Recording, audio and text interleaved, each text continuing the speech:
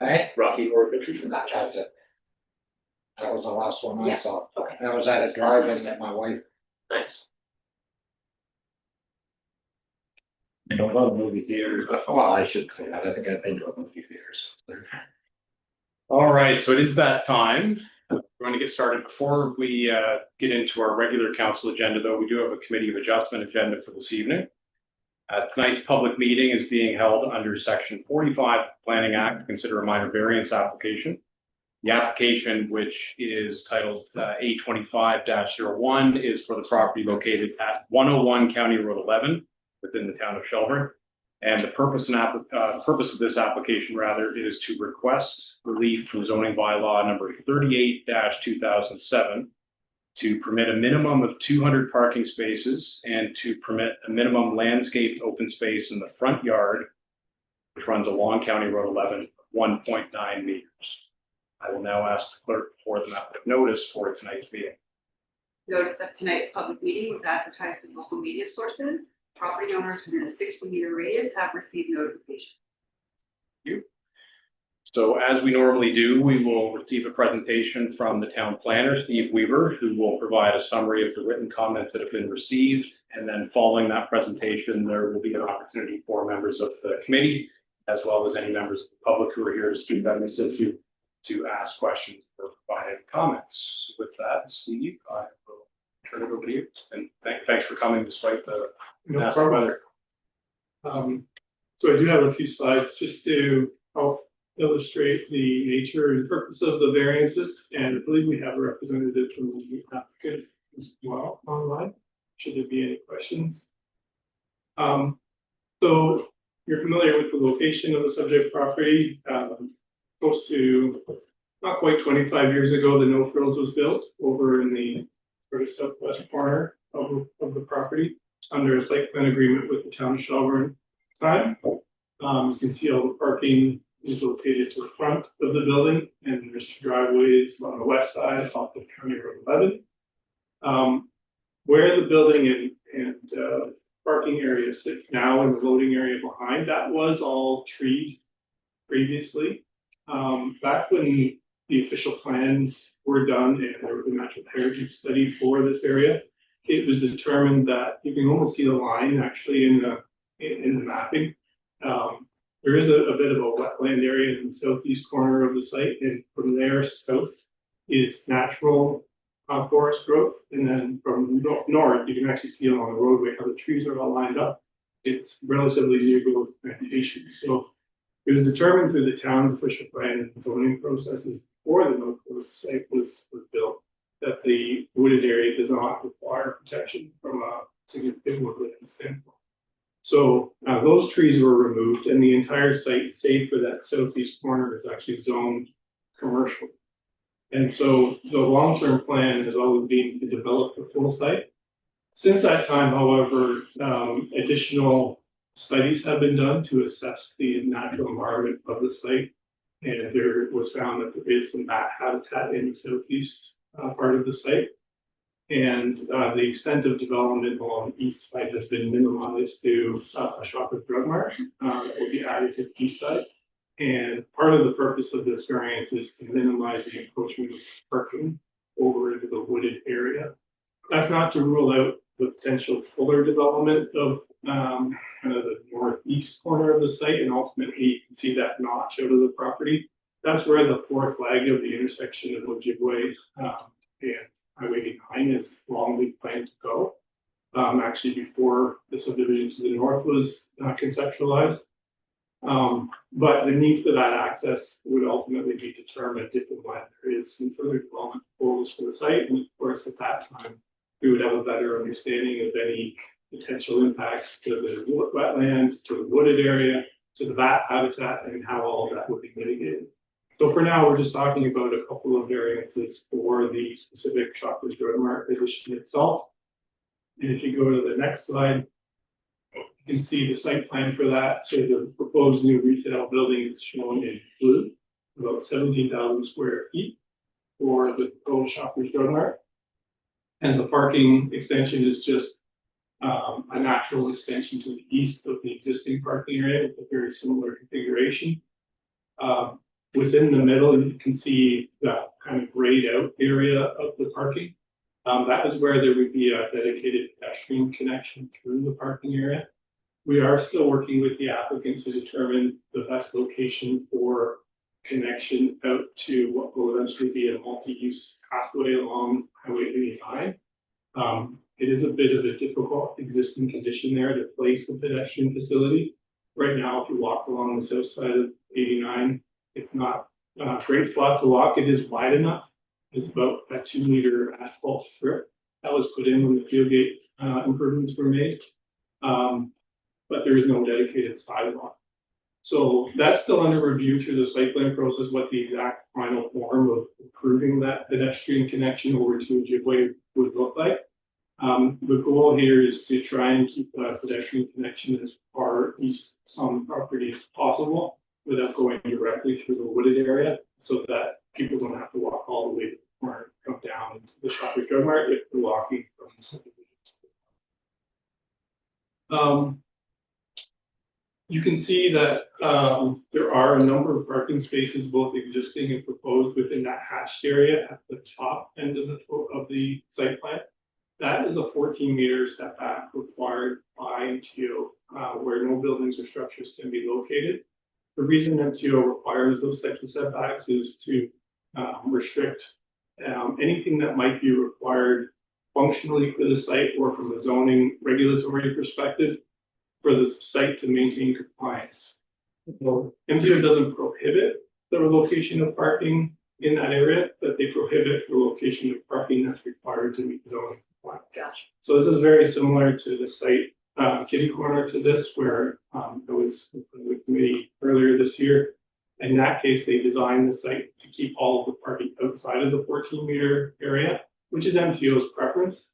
But in this case, there will be adequate parking to actually meet the zoning requirement. It's just that some of it, existing and new, will be within that 14-meter setback zone. So because of that, we have to discount some of the parking from the requirement of the zoning bylaw, and reduce the request is to reduce the parking requirement, so that if and when MTO widened the highway or had to take some land from this site and remove any of that parking, there wouldn't be a zoning compliance issue. And just to make that abundantly clear, there are no current proposals or even long-term proposals by MTO to widen the highway to that extent. This is a province-wide approach that they take for long-term thinking in case if and when there's some kind of widening or right-of-way needed in that area. But again, there's nothing proposed, and given the highway in that section has just been improved in the last few years, we're not anticipating that parking would be removed in the near term. And maybe just go to the next slide if you have a better image to show the other variants. So the first, again, is just to reduce the required parking from 234 spaces by 222 spaces. There are actually enough spaces again that will be provided on site to meet the minimum, but we're discounting the ones within that highway setback area.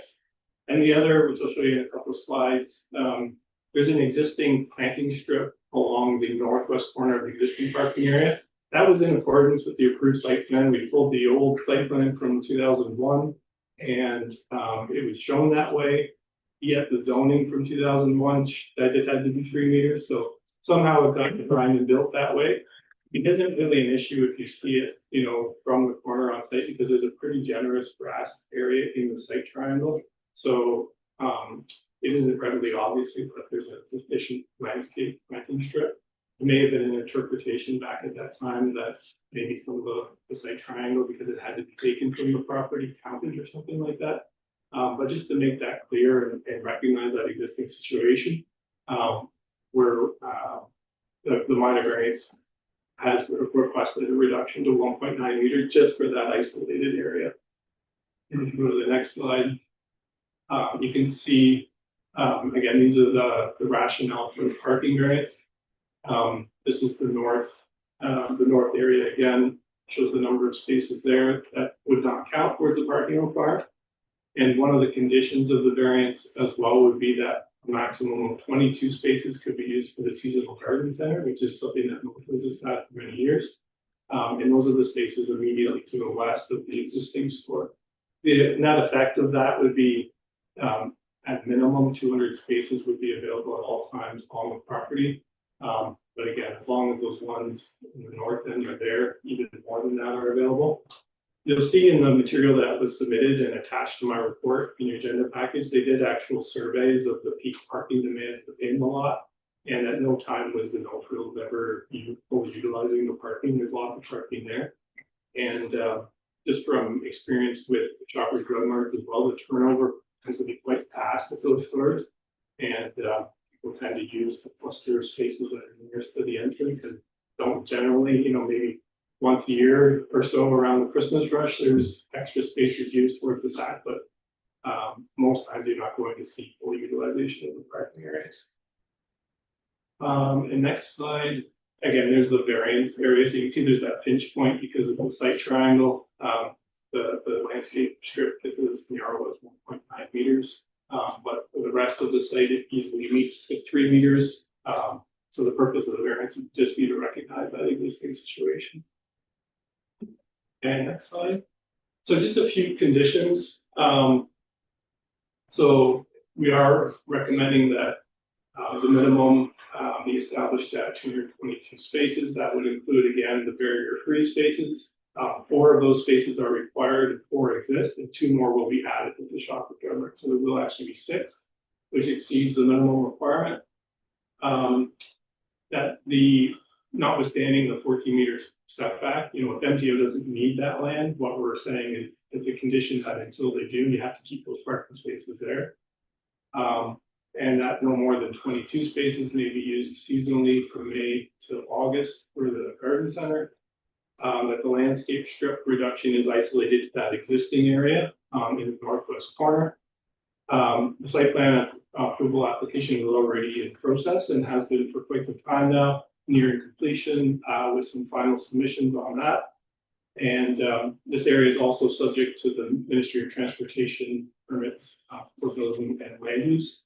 So those permits will be required before final building permits can be issued.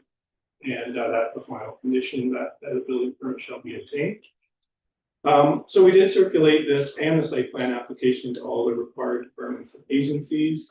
We have been getting ongoing comments back on the site plan, which have resulted in some additional and revised submissions, all technical in nature, no objections to the proposal. And with the minor variance itself, we've received a number of responses, but there have been no concerns or objections raised with respect to the variance. So with that, I will pause there and welcome any comments or questions from council and thank you. Okay. Steve? Questions from committee? No. Okay. Pretty straightforward. I was So, just gonna say, yeah. pretty straightforward. Any questions from the public? Lots. Is there any access to? Okay, so yeah, just before we do it, if you do have a question, I just ask that you Sure. state your name and address for the record. First name Martin, last name. Is there gonna be any access to Highway 89? Parking spaces? Was it all coming out last time? Yeah, through the chair, it was determined through the traffic impact study that no access from the highway would be necessary for this expansion, so they would just keep the existing driveway up. Yeah, because that is already a bottleneck at 11, and that doesn't catch up.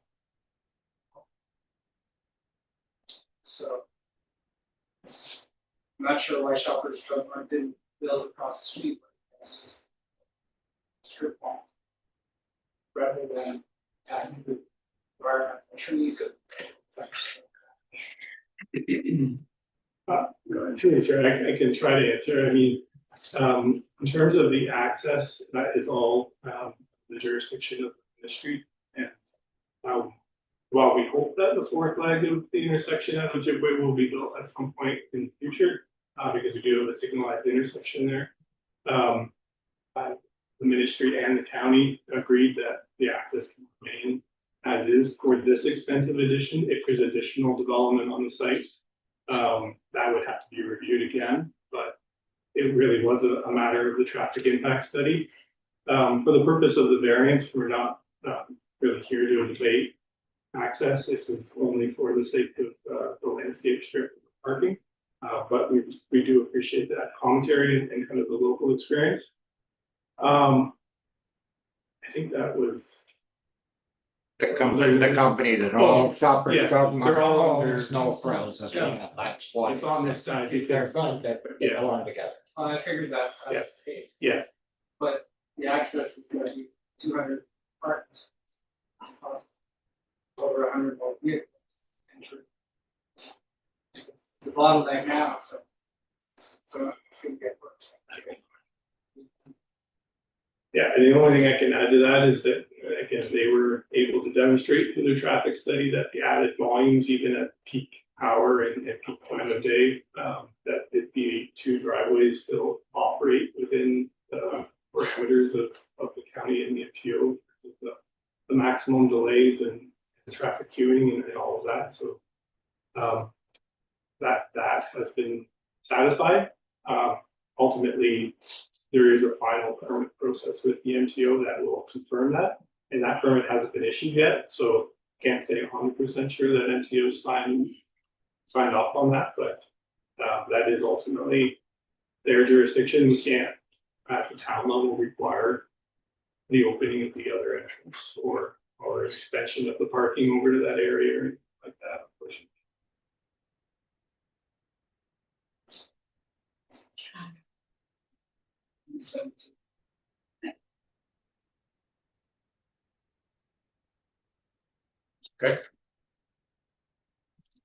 I can't see everybody. And when you use plan, this plan on the sidewalk. I see this part of the building, there's no sidewalk. I just take it consideration, you can walk. Yes, definitely. So there is a sidewalk that will be added on the east side of County Road 11 from the intersection down to the trail at Willow Park. I mentioned on the south side of 89, there's an asphalt pathway. It's about 2 meters wide. It's right adjacent to the curb, so it's not your typical sidewalk. What we're still working out with the applicant is the details of how that will be widened, resurfaced to make it safer and further away from the curb. There isn't room for a full, like on the north side, there's a full sidewalk that went in, but it would be, the reason for that is there are some hydro poles, ditches, stormwater catch basins, slopes, tree roots. All of those things are kind of in the way of creating a consistent 1.5 to 2 meter wide concrete sidewalk. So what it will be is a widened asphalt pathway, making it as wide as it can be, but then a variable width where there's those improvements. So definitely an improved pedestrian connection there. And then, as I mentioned, we also require the internal connection down to the storefront.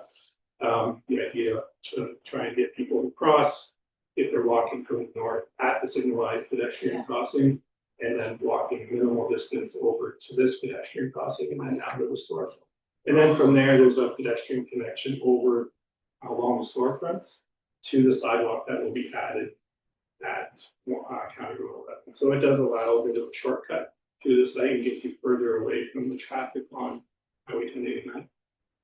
So the sidewalks continue from northbound to the lights, because there's not. Yes, it'll go right to the lights, and then there is a sidewalk on the.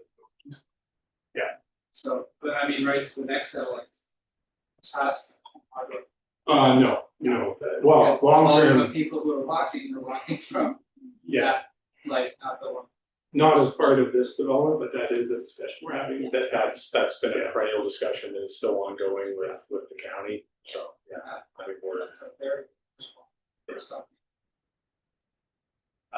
Steve, that asphalt pathway that's there right now on the south side of 89, and correct me if I'm wrong, but there's sort of a grass berm between that and the existing parking lot, so this new pedestrian sort of pathway that's getting created through the parking lot, is there going to be like access right out kind of through that grass berm area out to the asphalt? Well, what we've put back to the applicant is, and there's been a lot of ongoing back and forth on the technical aspects of this and the design, is we want this connection to be as far to the east side of the site. But it also has to be in an area that's flat enough to meet accessibility requirements.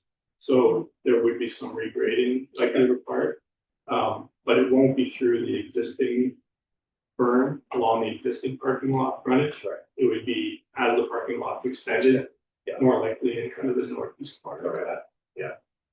Yeah, and that was my only concern, yeah, it's great that we have people sort of east along 89, but then if they have to go up a 3-foot grass berm to access the next part. It'd be nice if flat, yeah, or as flat as it can be, it'd be ADA requirements. Okay, but as you say, I mean, these are all, helpful insights, but tonight's application really is just focused on the minor variance related to parking and landscape open space, so. Okay, any other questions? I can't see if there's anybody else out there. No, okay. All right, last call for questions or comments from committee. Is okay, all right. So the recommendation is to approve the 2 applications for minor variance based upon the conditions that Steve outlined related to each. As always, I guess we have the option to approve, deny, or defer. I'm willing to make a motion. Councilor Bouchard? In favor. Okay. Councilor Renato will second that.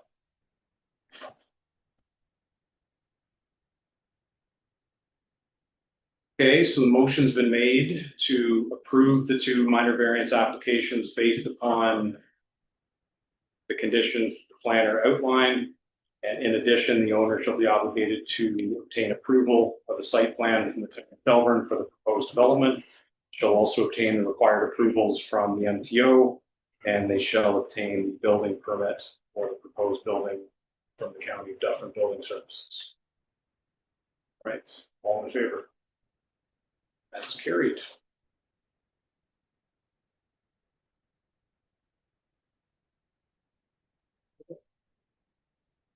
And I think that was it for tonight, right, Steve? Yeah. Okay, so as far as committee of adjustment goes, can I have a motion to adjourn? By member Fegan, seconded by member Wagner. All in favor? That's carried. Committee of adjustment is adjourned, and I'm just gonna give staff a minute to get our live stream switched over before we call the regular meeting to.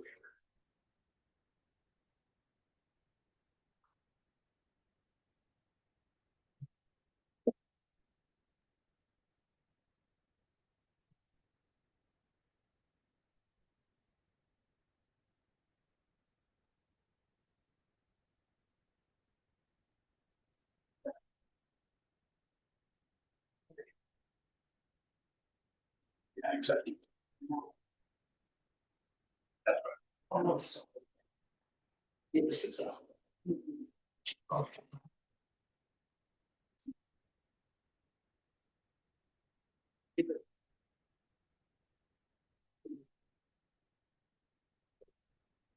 All right, so I'm getting the nod that we're okay. So call the regular council meeting to order at 6:52.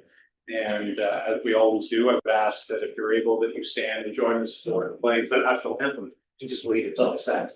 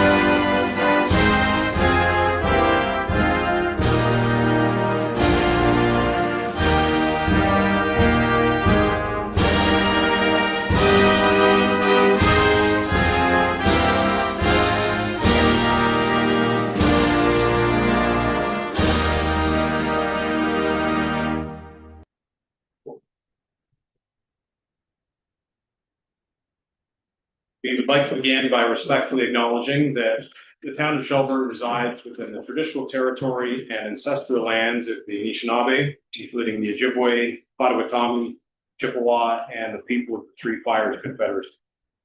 These traditional territories on which we live, work, play, and learn are steeped in rich Indigenous history and traditions, and it is with this statement that we declare to honor and respect the past and present connection of Indigenous peoples with this land, its waterways, and resources. Deputy Mayor Hall sent his regrets for this evening. He is tied up with a work engagement. Councillor Sample is busy at the Legion setting up for tomorrow's Remembrance Day ceremony. And last but not least, Councillor Bernardo is celebrating a birthday tonight. He's asking me not to sing happy birthday, but I did want to at least mention that and give due respect for being here on your birthday. Disclosures of pecuniary interest. Do any members have any interest they need to disclose? Okay. On to the minutes then from the October 27th meeting. They were circulated with the agenda. Can I have a mover and seconder to receive those? Councillor Fegan. Oh, any discussion or questions on those ones? All in favor? It's carried. All right, public question period. So any general question?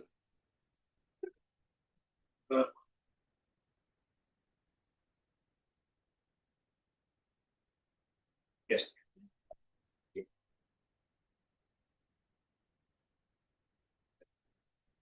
This would be Lear tomorrow. Few of the general questions that I had with respect to, I guess, what's happening in town. It's great that we have a lot of these new businesses and variances that are happening to attend to those specific aspects, but some of the bigger things that I feel like that this community needs is things like a hospital, a community center, a few things that would are a school or an extra school because the population is growing.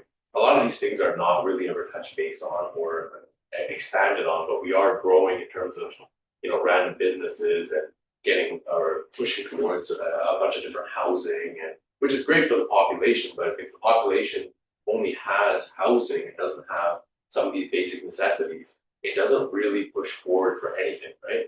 Like at the end of the day, if we have this whole town with, I don't know, almost 8,000, I think 9,000 residents, many of them have children, many of them are seniors, many of them do not have any access to a hospital, and the closest one would be either Orangeville or Alliston.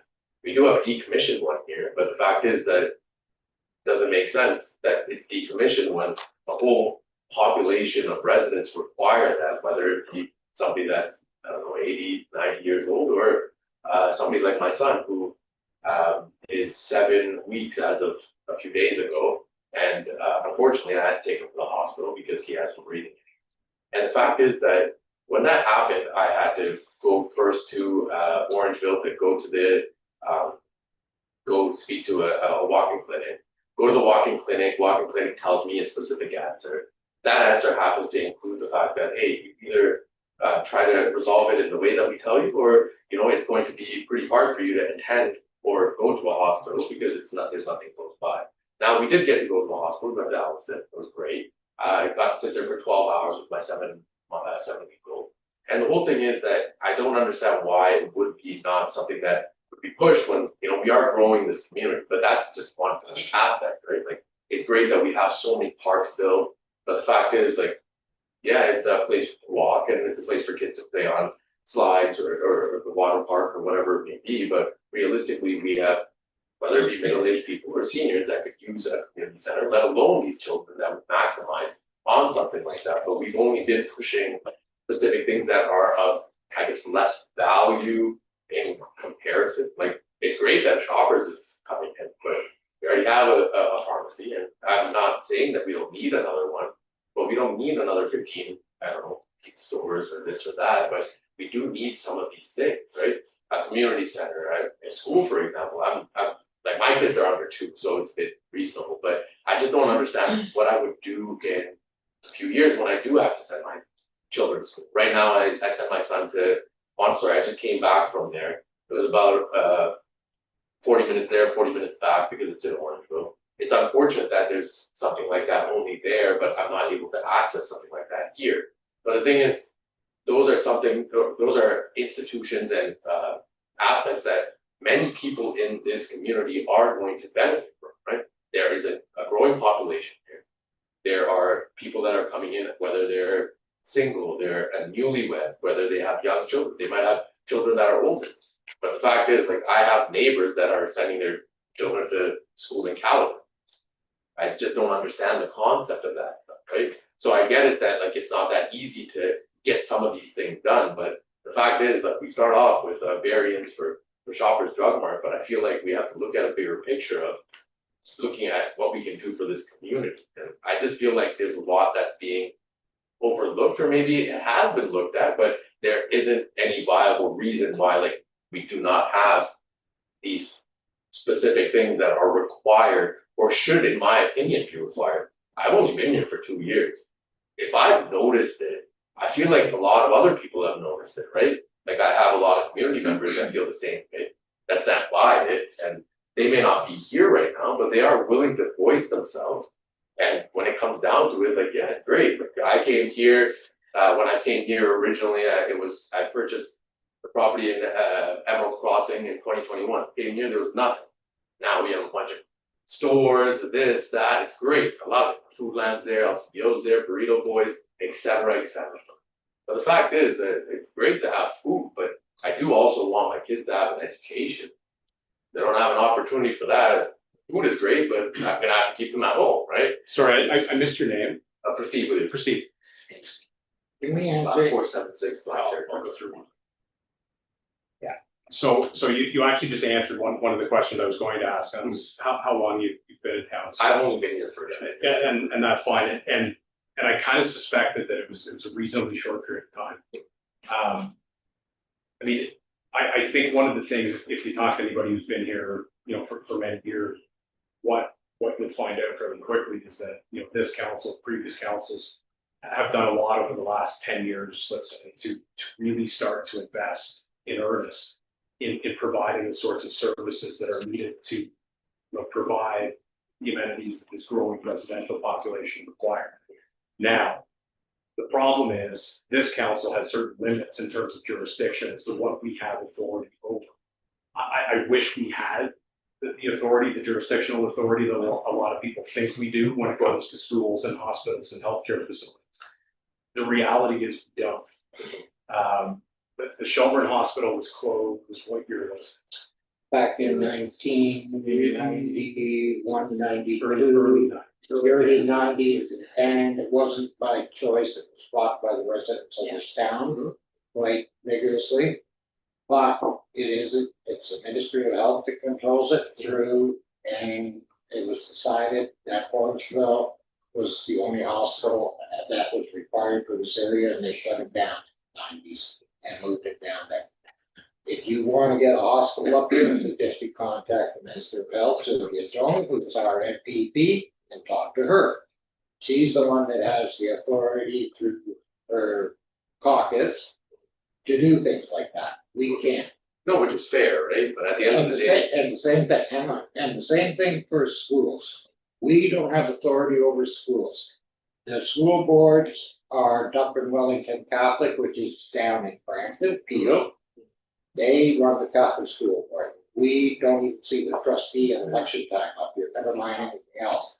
So again, that would be really helpful if you can get a trustee to come up here, at least for him to talk to us. As far as the public school board, that is the Wellington Dufferin, which is in Guelph.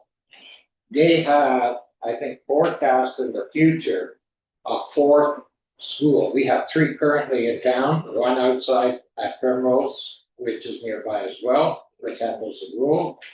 And a fourth one is proposed in the future as growth goes on the west side of town. So that's the school.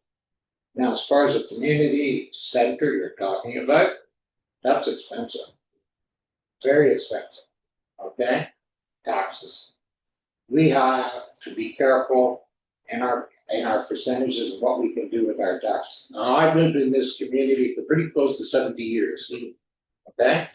And I watched it grow from 1,500 to the current population. I've been on this council for 26 years. So I've spoken all the way through for a lot of the things you're talking about. And been rebuffed back quite a few times on things like schools, things like hospital. Like I said, we fought for it at the council table. We really fought for it. From the mayor down at the time. So, yeah, like the mayor has said, we're limited. We can't do certain things. So I understand that, right? But what's the point of telling me to go contact them? Like, at the end of the day, right, you guys are the representatives of this town. I'm just a regular person right You now, have more power in a sense than I do. but that's. Okay, as a resident, I have But power.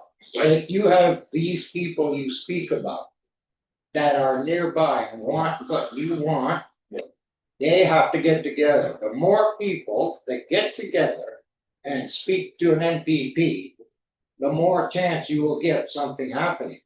For me, for this council, for 6 people here, or 7 people, to go there and talk to the MPP, it's not the same thing as having a complete community speak to the MPP. You understand what I'm trying to say? As a voter. I completely agree. You said You're a that. voter. I'm a voter. It's the only power we have as voters. We don't have power. As a matter of fact, the province controls us. They can tell us at any time to disappear. But you still stand in a better position than the rest of the community, right? At the end of the day, if you 7 stand there, or 8, whomever it is, We but We then. need everybody else to support But us. that's what I'm saying, if you have your 8 or 7 or whomever it is, and then now you collect the rest of the community. Now we've gotten to the position that you're referring to, right? You just told me that the hospital was decommissioned in the 90s, we're in 2025 right now. But things have changed in this town, right? The population has changed, the community has changed, the type of people here have changed, right? I understand what you're saying. We're not against what you're saying. We're not against what you're saying. We have We tried. live here too. We live here too, and we're a voter. I live here in town. All of us live in town. Yeah. We're all voters the same way. It's with the votes it's the only way. If you want something from the MPP or from the province, you have to do it through your voting and through your public speaking and going down to the office. So what, We have talked to the MPP. We have talked to Sylvia Jones. We have talked to the former MPP before Sylvia Jones was MPP, David Tilson. We've had the school board sit right And there. we've had the school boards, yeah, Multiple exactly, times. as Lindsay said, more than Multiple one. times. And we've asked for their playgrounds, for example, to Yeah. utilize, they told us no. Yeah. We asked for their gyms, to utilize them, to work with us, they said no. do you So, mind if I ask, when was the last time that this occurred? well, 2 years So it ago, would've 2 years ago? been- 2 years ago? Yeah, possibly.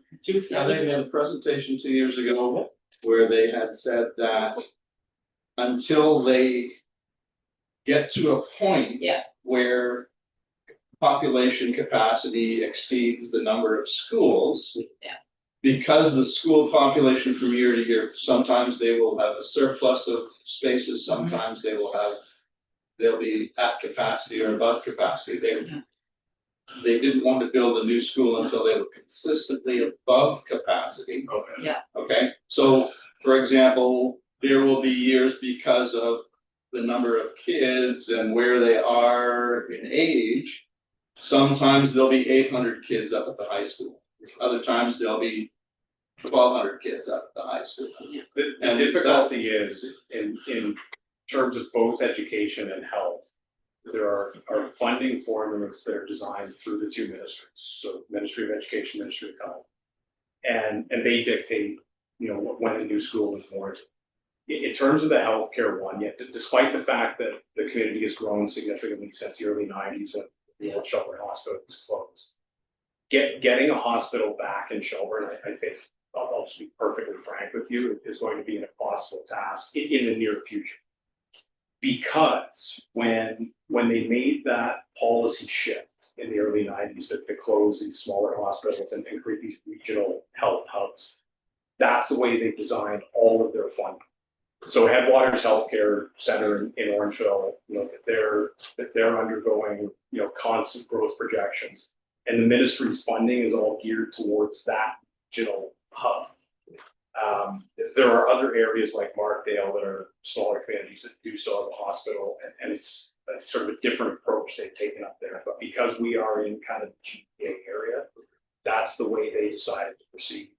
And unless there's a major provincial shift in terms of thinking when it comes to healthcare delivery, we're not gonna see a hospital. And I'll just be honest with you. No, that's fair, but it's just, my position is this, because like, at the end of the day, you guys are in a better position than I am. I'm not saying that it's your fault or anything, it's more, if we are able to work together, whether it's you 7 or 8 or and the rest of the community, maybe it is more possible that it could be here, right?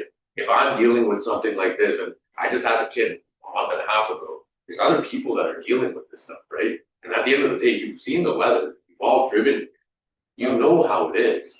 What's now half an hour is an hour and a half, and that's assuming I didn't get in an accident, I'm not in a ditch, right?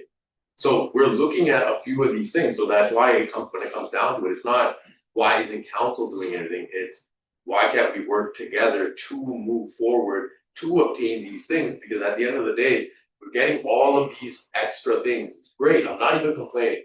I told you, when I came here, there was a lot less here.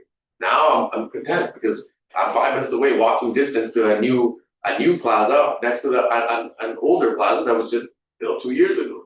But the fact is, me getting to a Burrito Boys or to a restaurant is not as important as a hospital. And that's where I have to look at that stuff, where I have to look at the school and I have to look at the community center. Because these are priorities in my life, but not just mine, like other residents as well. It may not affect you individually, but the fact is, if we can work together, maybe this is something that we can actually push forward to get there, right? Everyone can say things are impossible, but I've done much more that's impossible that have been made possible. I feel like when there's this many people plus a community behind you, impossible is not even a word that should be a part of the vocabulary, right? These are necessities that we need, and I understand where you're coming from. There's limitations to everything. Everybody has to give us money for one thing or another. But the fact is, if we do not start somewhere, we're not getting anywhere to begin with, right? And if we work together, then it's a bit different. But if I'm being told to go and talk to these people, but then they'll say, hey, why did your head of town speak to us? Or why did the council speak to us? Then now I'm going back and forth. And unfortunately, I don't have that kind of time to waste. If we can maximize on this and try to get that hospital, that was impossible, but because at the end of the day, they're not gonna build a new hospital. That I'll guarantee you that. But they can recommission that hospital. They can shift to something. been- No, completely it's renovated been into gone, apartments. it's gone. It's gone, it's been sold, Yeah, it's apartment, like it's apartments now. The I mean, it'll have to be a I new think the main facility. is we rest here, I'm new to this town for about 3 years. No one who is doing it has a doctor. No. Yep. I don't know if all of you have a doctor. You. I don't actually, my doctor retired and I'm currently on the list through the provincial system waiting for one myself. So from what I'm hearing is that everything is out of your control at hospital level, at recreation level. Not No, recreational. That was that, Yeah, and in fairness, we've done, in that area, I think we've done an excellent job of paving paths and making and extending pathways around the community to make it more accessible. We've got 3 new playgrounds that came online, a 4th park is coming online hopefully in the spring of next year. In the last 6 years. Yeah, we've done in the area we were regards responsible, to yeah, recreation. in the area that we had access to and we had permission to make those decisions, we have done what we can. Okay, so although we don't have the capital to put I'd love a brand new indoor swimming pool with a track and what have you. That's a taxpayer. That's not even a taxpayer, that's a provincial. And can I just mention something, Caledon East has less population. So Right, the Kelly. they have an amazing rec center in Caledon. They So also down the have, street, they have in Bolton, they have another amazing rec section, Bolton. Yeah. Which population there, right, Caledon is now asking the community for their input for a new rec center. okay, So my, like, so we what I have, don't wanna see happen here is what I saw happen Brent. No, but So what, if I Brampton could, went mall, strip mall, strip mall, strip mall. may I respond, please? Okay, thank you. The big difference between a Brampton, a Caledon, is that they have a much bigger industrial tax base to draw from than, and in addition to the residential tax base, Well, right? they have Peel region. We have KTH as an industry. We have, wood processing, we have Stella Jones. Okay, so there, and we have the bottling plant, and that's the extent of our industrial. Bob Wallace and shop. Right, but as far, that's not industrial, right? And so the regions that have a Coca-Cola, the regions that have Amazon, an Amazon. Canadian Tire. Thank you. Those are the ones that are getting more financial support for those kind of things that you want. Because we have the tax. How does a region, a council of the city band together like Sean was saying, right? To get those To things. get the things that we need. Part of it is, okay, no, Hang on. this isn't a debate, this is question, sir. This is question period. We've entertained a lot of discussion here tonight. One of the key things to keep in mind are the jurisdictional lanes. So when it comes to health policy, this isn't something that this council has the jurisdiction to look after. So I mean, you know, in the Constitution, health policy is under provincial jurisdiction. Education is under provincial jurisdiction. When it comes to planning, yes, absolutely, that's something that we do, subject to provincial oversight. One of the other things you mentioned was, you know, pizza shops, for example. I always get a kick out of, you know, announcements will come out and, you know, this business is opening and some people say, well, why is council, you know, putting another pizza shop in? We don't put the pizza shops in. You know, we aren't out there saying, okay, we want, you know, Pizza Hut to come in. If somebody comes forward with a proposal to open a business that meets the zoning requirements and everything else, they're open for business. You know, why doesn't council open business XYZ? That would really do well. Well, you know what? The council doesn't open the business. If you as a ratepayer, you know, think there's a need there, you know, get some investment, open a business. So what I'm saying is, you know, we look after the planning regime, but we don't pick and choose which businesses come in. Which is fair. Right? We don't have control over health policy. We don't have control over education policy. So yes, we can be helpful in terms of advocacy efforts. And that's what I'm referring to. And that's fine. But We've done. as a citizen, We continue. I mean, there's a famous quote from Justice Brandeis, US Supreme Court, years ago. He said, you know, one of the most important offices in a democracy, he was talking in US context, isn't that of president, it's that of citizen. And I think that's something that we all have to keep in mind, that as citizens, you may not think you have a lot of power, but believe me, you making a call to our local MPP, who, as Councillor Bernardo pointed out, just happens to also be our provincial health minister and our deputy premier, you'd be surprised at how much weight that would carry. Okay. Especially when multiple people are doing it. And they're all kind of conveying the same message. Right? We will back you. You will back us. We've already done some of the things that you've said and we continue to do it. So just because something's not here doesn't mean we haven't tried. And doesn't mean we're not continuing to try. Doesn't mean we disagree with you because we live here too. Right? I almost gave birth on a drive down to Latrell. So I know what you mean, right? Like I know, and when I moved here over 20 years ago, there was still the hospital. It was operating just the emergency room and long-term care, right? But it wasn't a functioning hospital. And when the petition went around, you're darn right I signed that petition. But at the end of it, council couldn't say, and I wasn't on council at that point, right? But council couldn't stop it from closing. It was a provincial, you know, decision. And we've had companies come that, remember, not long ago, we had that doctor's office that wanted to go in where Streams was, and they were gonna put digital imaging, they were gonna do, and we were so excited, the province shut it down. They said, we don't need it, because Orangeville has their imaging there and they have the hospital. So they took it away from us. We were so excited. that they were gonna come here. I was like, finally, I don't have to go to Orangeville for x-rays if I need an x-ray, right? We tried we tried to engage them. We're like, listen, we need this. We have a growing population. Like, it's important to have these services for our residents. Nope, Orangeville's 20 minutes away. It's the same thing with doctors. We were told councils are not in the business of getting doctors. Get out of that business. Doctors get doctors, not councils, not politicians, okay? That's what we were told.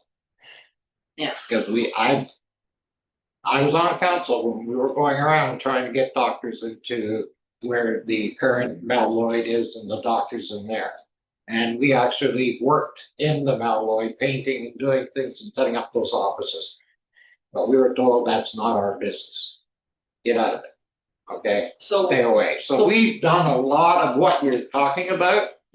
We've tried over the years, we've gotten into it, and we've gotten our fingers dirty more than once and told to get out. It's not your job. And as the mayor said, separate jurisdictions.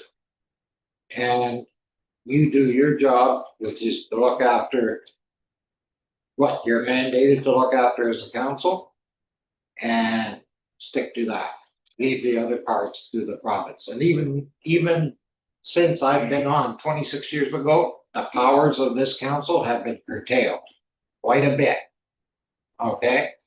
Every year, they tell us, you cannot no longer do this, you can no longer do that. Even in planning, for example, we've been curtailed severely in planning as to what we can do and what we can't do.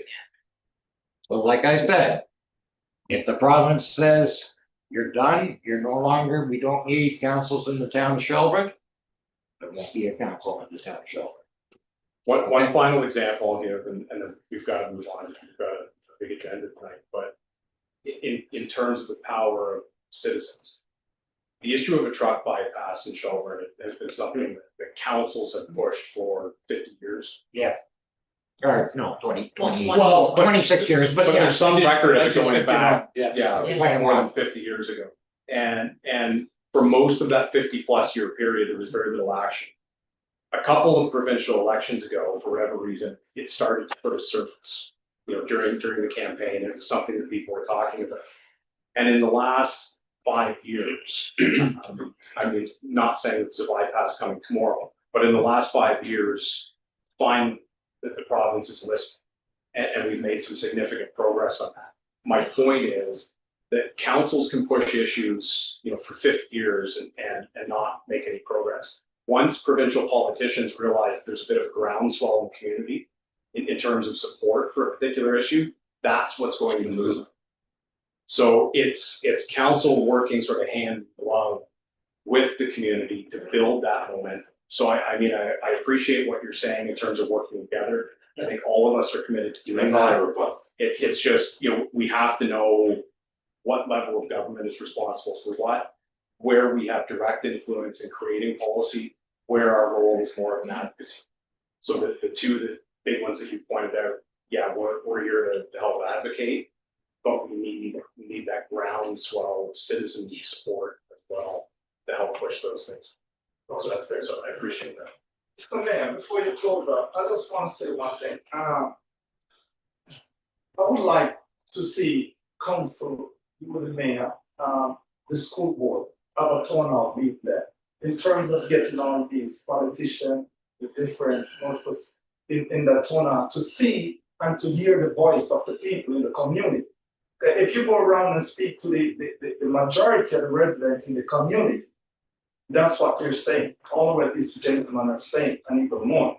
So my thing to you as councillor and as a mayor, you set up with these different bodies, and you are the liaison for us, because we vote for you to represent us, and you have to be. But you also vote for the provincial politicians and the school board. Yes, so we need all of those people in a room, in a community room. We need you to mobilize and to invite them. And You will see them in October of this year. No, we want to see them before that. But that's the election time. That's the election time. That's the election time. That's election time. That's the election time, and you will see the trustee for this area Yeah. who's running. Yeah. Hopefully she'll come to your door and knock and speak to you there. you will see all of whoever's running for council, that's election time for the school board. Now, for the MPP, if you wanna get an MPP into the room. Yeah. That's a little more difficult. Oh, why is that? Are they too higher than us? Oh, yeah. No, never heard that. They're a lot higher than us. I know, but we are the people. You see, what we're saying to you, we are the people. If we vote for you, you have to represent us. Yeah, Because we are trust here me, to I support you. know that. We're here as a community, so that's what I'm saying. I make a call. If you make a call to Yeah. Sylvia Jones, our MPP, and invite her, If you give me her number, I will make a call to her. I've been making a call. Ever since I come here, I've been making a call. You know, and I'm talking to these people. You know, the school board said they didn't know where you want to speak to them. And I said, what? What do you mean? If the council and the mayor in the city, who we vote for representing the community, want to have a discussion with the school board on behalf of the residents of the community, why are you not willing to meet with them to hear the people needs in the community? It has to be, you know, we see it's next time, these people, they have to listen to the community. If the community is there and say, Mr. Mayor, we are here to support you and the council will support you. Can you invite all of these people, MVP? I think what's being missed here, okay, yeah, Yeah. thanks, I think what's being missed here is, again, what I tried to point out, there are clear lines of jurisdiction. So if you elect all of us at different levels of government, so you elect the town council, you elect the school board representative, you elect the provincial member of parliament, you elect the federal member of parliament. Getting us all in the same room together probably doesn't make an awful lot of sense, because we're gonna be jumping from foreign policy to healthcare, to education, to parks, to planning. I think as a citizen, what you have to figure out is what issue is important to you. Figure out which level of government looks after that, and then talk to that elected representative. So if it's a provincial matter dealing with education or health, you have a provincial rep that represents this area, Sylvia Jones. If you have an issue about planning, where are the folks you come to? If you have an issue about local school policy, you have a school board rep, that's who you go to. Well, the reason why I'm saying that, when you speak to the school board, when you mention all these community centers, they said they alone can do it. They need the city to work with them as a partnership, private sector and all of those people. So now we are in the community. When we go to the school board and the school board said, no, we can't do that, it's the city. Go to the city, no, it's the school board. So now when we get everybody in a room, everybody's there and lay down their argument there. Now we can question it. Oh, this is all of us here, all three of us is here now. No, you could tell the city what you can do from what you can. let me ask you a question. Yeah, If we invite. Yeah. The school board, for example, here. Yeah. We have a hall next door. Yeah. Can you fill it? we can get. No, can you, the question I asked So is, we can't can get you people. fill it? We're not guaranteed say fully, but we can't have a lot of people in here. We have a lot of people from the Because country then in you here. can talk to them directly what you're concerned, and as the mayor said, make sure you have whatever issue you wanna speak to them about clear, because they will. Like they do to us, tell you what their policy is, and that's life. So suck it or take it or suck it or whatever you wanna call it up. So if you have the clear policy, if we invite the school board here. Yeah. We want to make sure that we're not inviting them and having one or two or three people only in front of them talking, or just us. Because if it's just us. I understand where you guys coming from, because over the year, we're alone here, nobody show, the people in the community just sit back. And I can blame you guys for do what you're doing, because you didn't have the support. And fair enough, but we're saying is a new generation, new people moving in the community who have concern. And when by concern, these people are willing to come and voice their opinion. And when you And have the people only like thing we're that- saying Yeah. back is, Yeah. depending upon what your concerns are, you as a citizen just have to make sure you're directing it to the right level of government. Yes. That's what I'm saying. You can come here and talk about health policy all you want, and we can agree with you all day long. But the bottom line is we can't do a damn thing to change it. Because that's a provincial jurisdiction. So if it's a health related issue, and I'm just using that as an example, then your best course of action is to access our local member of provincial parliament, who looks after that. So you kind of have to know. And one of the things that I have talked with staff about before, and maybe we should do this, I've seen it in other communities. It's a simple infographic, and it shows, federal, provincial, municipal, school board, and kind of shows what each level of government is responsible for. So it's a quick reference guide for citizens to say, okay, here's what my issue is, here's who I need to contact. You wasting time coming here talking about something that we can't control isn't doing us any good, and it's not doing you any good. So we can work together on some of that stuff, but you're gonna be far better off actually going directly to the political level that has direct influence over the issue you're concerned about. But with your support, because me calling them just like that, you know what they said? Oh, where are your representatives? Who are your people? The That's what school they said. board rep, that's your answer back. Yeah. It's my school board trustee. Yeah. And that- So when they said, are you speak with your council? That's what they're gonna say the first thing. Are you speak to the mayor in your community? So now you tell us that. If the You school give me board tells more you that, ammunition. I'd be shocked. Okay, so now you telling me that, it gave me more ammunition to speak to these people.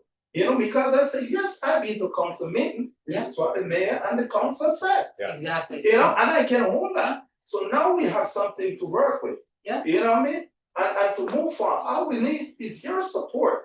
Cause we're here, and we're not leaving, we're here, as I said, I live in the community 13 years, and it's my fault, because I wasn't active in the community. And the community is growing. We're always here to support. That's what we were elected to do. We support our community. I've gone out, I've walked door to door every election time. I've talked to people. I still talk to people when I walk around town.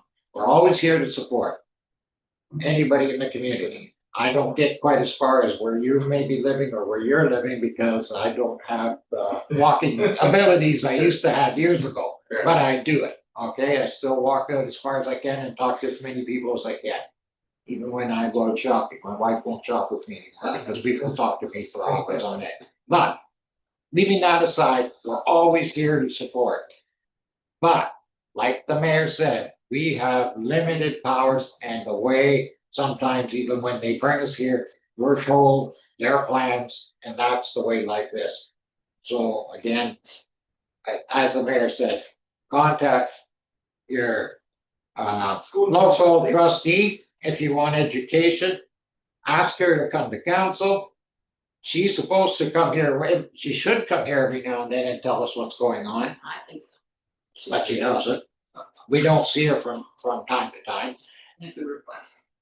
eh? This is only if we request. Only if we request. This Lynn, Lynn talking, yeah. yeah, I speak with her. And a matter of fact, she said she's getting back to me on Wednesday.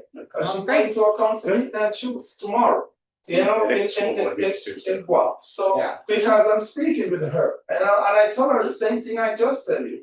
We, the people in the community, would like to have a town hall meeting with you and the council, and in the community to find out who level of government is responsible for what area. And who should be, like you said, be part of our question and our concern too. Yeah. Yeah, sir. Anyway, favorable. If you're able to provide, just like you said, a breakdown to show like, hey, this is not part of town council. This is this, this is this, this is this. Not just say this is not our part of it, but also indicate who are these people, because it'll give the average person in the community the option to say, hey, let me make a call, let me send an email. Yeah. Let me take an extra step. I'm not saying 100% of the community is going to do it, but maybe this will change it to. Doesn't make go 100%. It doesn't happen, Yeah. right? So if, like you said, if we could do that, maybe that would be beneficial. The average community member may look at that and maybe we'll say we get 60% out of 100. Still better than nothing, right? That's Right? So maybe we could do that, maybe we can aim for that, and that would be something beneficial to Yeah. help not only the community, but everyone that lives, even the surrounding areas, because if we can better this town, it would be amazing for the people that are currently here and the people that are going to be moving, right? We have, like, the whole issue was for myself, it was, if I'm bringing my children here, my family and moving here, what's it to say, hey, like, I'm just gonna move out in 2-3 years because I don't have the facilities I need to raise these kids realistically, right? Yes, like as I said, the food is here, but there's other stuff as well, right? So if we can, maybe if you're able to provide that, maybe we can take that initiative and do that, and then we can come back to you and then say, hey, are you able to support us? And then at that time, you'll say yes, because you are willing to support, but now we've taken our steps and you're willing to take yours at that time, right? 100%. Thank you very much for coming in. We're way over on question period, but I do thank you for the engagement, and I mean, just one final comment that I will make, and Councilor Bernardo touched on this. I mean, one of the advantages of local elected office, one of the reasons I like being sort of in these positions is that we are the most accessible elected officials you have. You know, we are the ones that you're gonna see in the park, in the grocery store, at, you know, McDonald's, what have you. The odds of you seeing our provincial member of parliament out on the street or our federal member, you know, are slim to nil. Yeah. So I get that, you know, we have the advantage and the responsibility, I think, of being those elected officials who are closest to our constituents. Yeah. So yeah, by all means, we are happy to try to help where we can. It's just, we have lanes that we have to stay. No, I understand limitation. Yeah. So if we're able to do that and work together, please kindly provide that to not just us, but provide it to everyone in this town. At least a significant portion will see it, whether it's on Facebook, Instagram, whether it be on the website. Yeah. Then these people will understand, hey, I have an issue, I don't have an issue with a community center, but I have an issue with the hospital, hey, I'm gonna contact this. Yeah. Right, and they'll do their part, and then now we can group together and outcome, right, because I understand you have limitations, but the fact is, you're right there. If, because you are the closest to them, everyone is going to rely on you guys to do it, but you guys do have your limitation. And we're still going to feel like you're not going to be pushing those limitations or doing enough, right? But if we can do this and work together, it's perfect, because you're not against the community, just like the community is not meant to be against the council member. Yeah. But if we work together, this whole thing can progress at a place where impossible is now guaranteed possible. Yeah.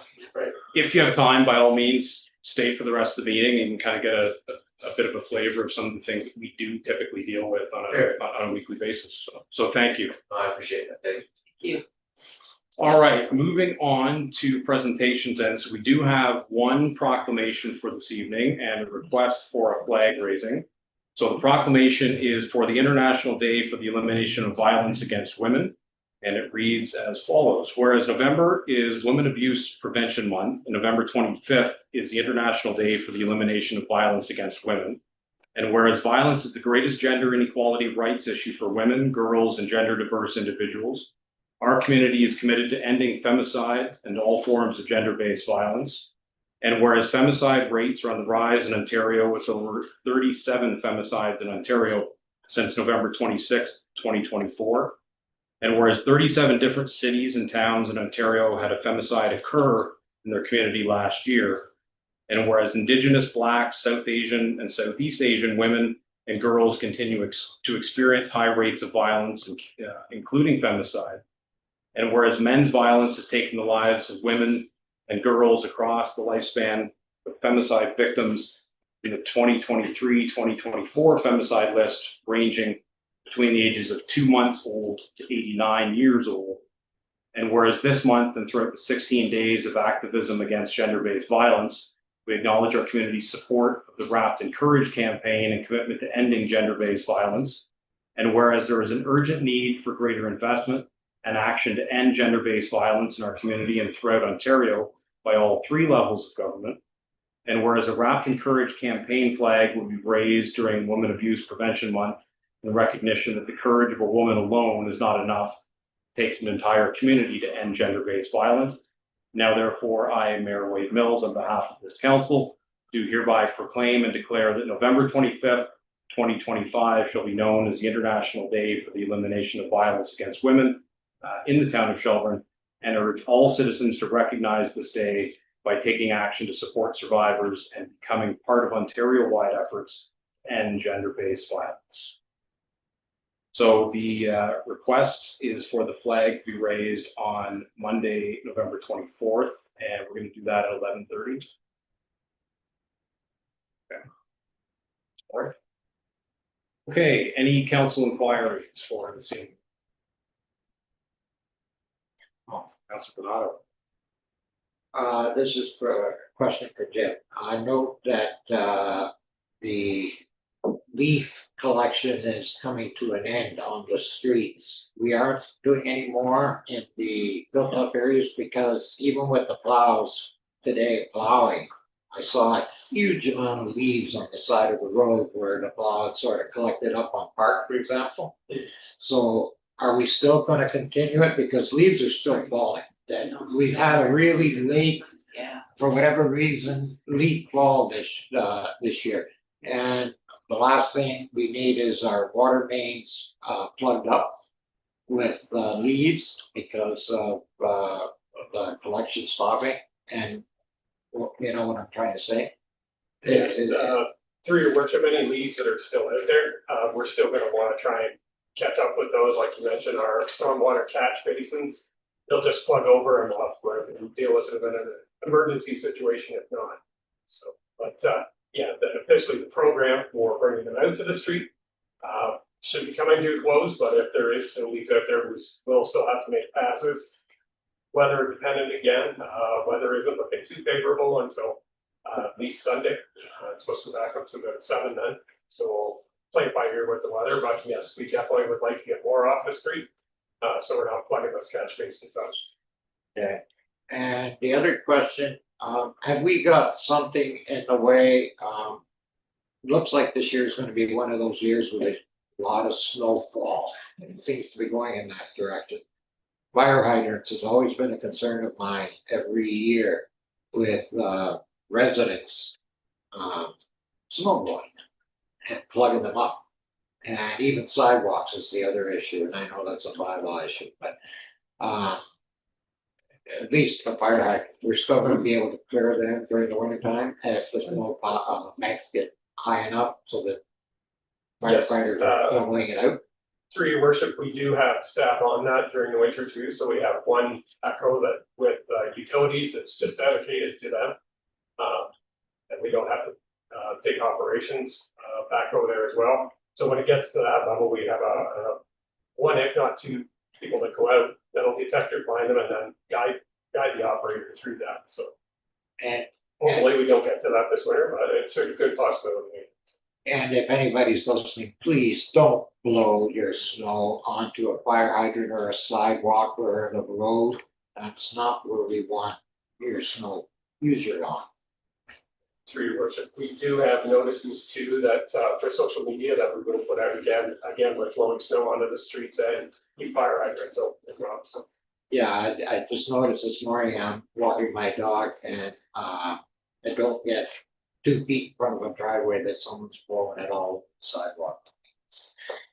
Well, I mean, we don't even have that much snow yet.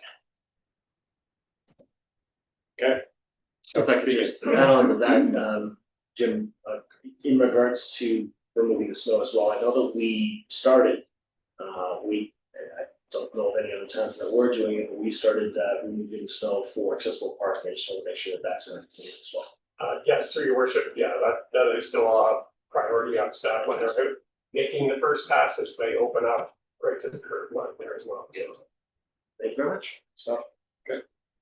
Just one more sort of community announcement, as everyone's probably aware, tomorrow is Remembrance Day. So if anybody is able in the community, I would invite them to come out. The local Legion is hosting a ceremony starting at 9:30. Indoors, typically what happens, I guess, maybe somewhat dependent on weather tomorrow, but I mean, we've done it pretty nasty weather in years past. Walk from the Legion up to the Cenotaph here at Town Hall for 11 o'clock and do another ceremony there at the Cenotaph. So if you're available for either or both of those tomorrow, I know that veterans certainly would appreciate that. Okay, on to our report. So the first report is from our town planner regarding a zoning application bylaw amendment for 140 Main Street. Steve, turn it back to you. Sure, just a few brief comments. So you may recall, we had a public meeting on this application back in July. And the time it was deferred for decision, to allow some more time to look into options for protecting the shared private rights of way, that, allow access into the parking areas, for these buildings. This building in particular has 6 spaces at the back, and all of them are dependent on access to adjoining properties, to ensure that the required parking in the zoning bylaw can be met. We looked into that, the different options, formal easements, we looked into what's already on plan to survey from way back in the early 1900s and late 1800s. And then we ultimately landed on the zoning being effectively the best tool to regulate that. So in October, you considered a bylaw to amend the zoning to address the requirement to maintain those shared private rights of way unobstructed where they're necessary to access required parking. So that bylaw has gone through its appeal period and it's now in effect. There were no appeals or objections, which now allows us to bring forward a recommendation on this bylaw for 114 Main Street West, where there is a existing ground floor residential apartment that's being renovated to be brought current with fire code and building code requirements, and which does require a parking space dedicated to that residential apartment in this rear parking area, which again is dependent on those shared private rights of way. There were no public concerns or objections through the previous reports. I've attached a copy of those. All of the finance requirements for the application have been fulfilled, and the necessary building permit will be obtained prior to the renovation inside the building. So this time we're prepared to recommend approval of the zoning bylaw amendment itself, allowing for a limited scale ground floor residential apartment in the existing building. So happy to take any questions on that. Yeah. Just one question, I guess, from me. Just when you're looking at sort of like where they're laying out the parking spots, how 5 and 6, I'm not sure how that works. 5 goes this way, 6 goes this way. So how does 5 get out if 6 is parked? I'm looking at the same drawing here.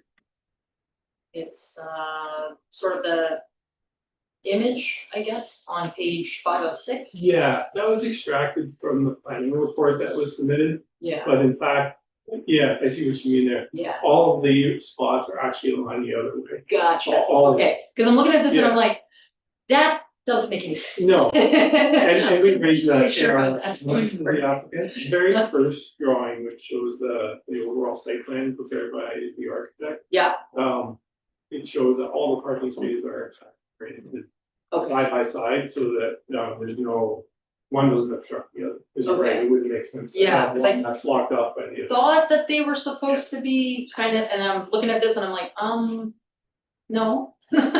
Okay, cool, that was kind of my only issue, I was just like, we need to fix that if that's still the Yeah. case. There's 6 unobstructed. Perfect, Yeah. okay. Anybody else on this? Okay.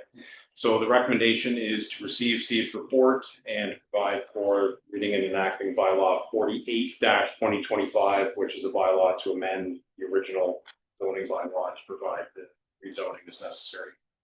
Movement seconder for that. Mr. Donato, seconded by Councilor Wagner, all in favor? It's carried. Okay.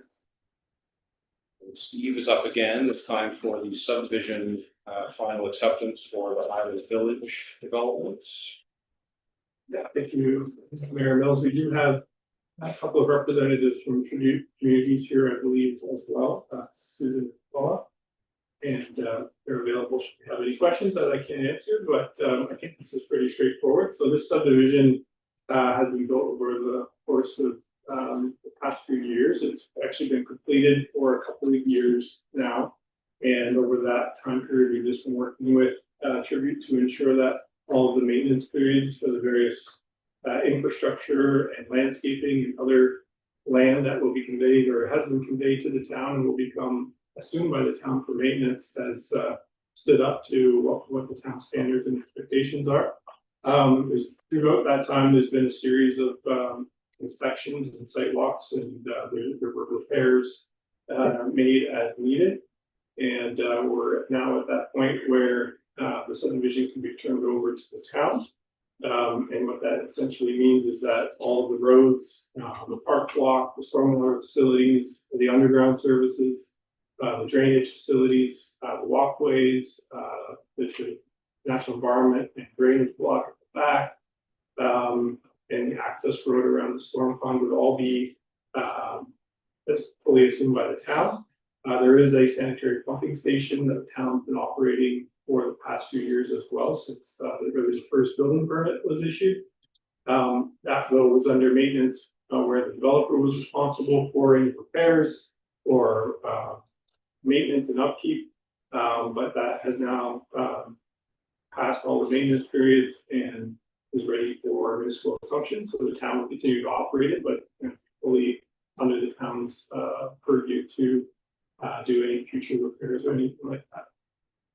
There is one item that is not part of this report, and it exists in a standalone agreement. That's, by looking at this subdivision from the street, there's some taller acoustic fencing because of the Stella Jones wood processing operations on the other side of that fence. Because of the unique nature of that fencing, we entered into a separate supplementary agreement, which requires an 8-year warranty period, and that runs right to 2031. The fence has been up for a few years now. It seems to be performing what was expected.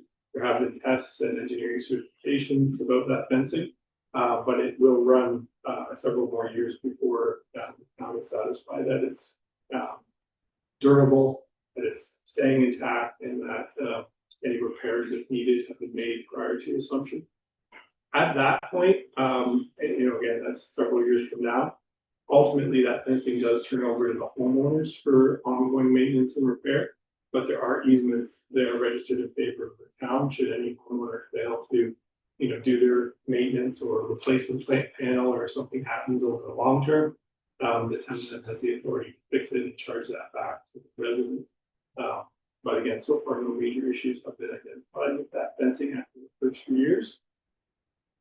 In terms of financial impact, of course, any costs related to maintenance of the works would be the town. The town has had experience not only with operating the pumping station, but with maintaining the roads through the winters and so forth. So those practices are fairly well established by this point. And at this point, there's nothing recommended to be reserved on the certificate. Sometimes there may be a handful of street trees or some sodding or something that hasn't quite taken, and we want to call it something or curb repair. Nothing like that. In this case, everything is nice and new and in good shape.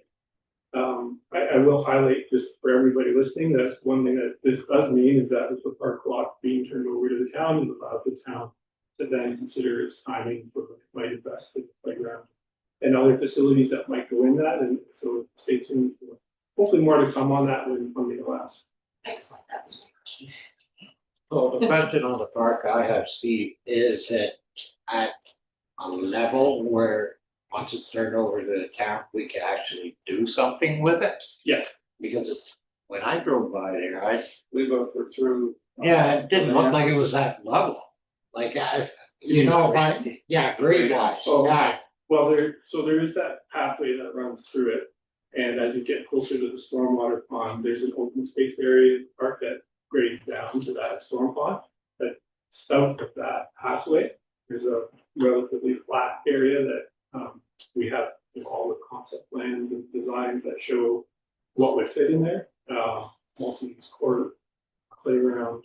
The exact facility haven't been determined or the timing of when they'll be built. That's up to the town.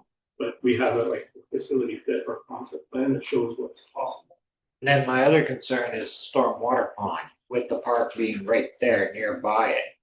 Little kids love to go where water is. They go after frogs and whatnot. I heard that from the residents actually when I was campaigning in that area, that they've had trouble with their kids going into the stormwater pond to go after frogs or whatever was in there.